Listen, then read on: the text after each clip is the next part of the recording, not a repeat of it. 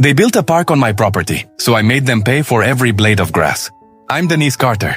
I grew up in a quiet Louisiana neighborhood, the kind where everyone knew who baked what pie on Sundays. 20 years of hard work built me a little slice of peace. 1 acre, an old oak tree, and a garden I planted in memory of my mother. But the new HOA didn't care much for peace. They cared about uniformity. They said my fence didn't match the neighborhood's aesthetic.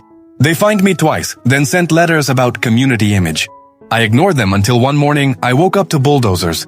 My front yard, half of it, was gone. In its place, they were laying down mulch for a community playground. No permission, no warning, just entitlement. They said the land was public now, citing an old zoning map they barely understood.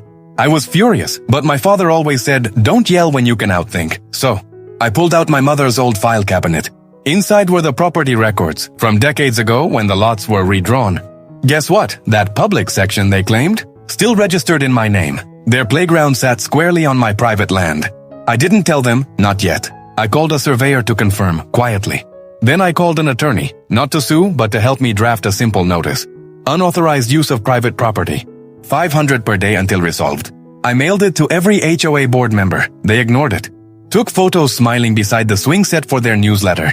So I recorded every child's laughter, every car in their parking lot, every HOA meeting where they bragged about the new park. 90 days later, my attorney filed a lien. By month 3, their bank accounts were frozen.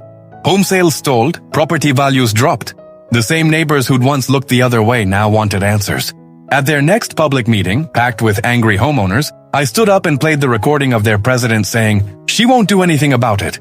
Silence, then outrage. The HOA had to take out a loan to settle the fines and pay me every cent. I didn't tear down the playground. I donated it to the city under my name as a public memorial garden. Now, there's a plaque that reads, "Respect boundaries or history will remind you who owns the ground you stand on."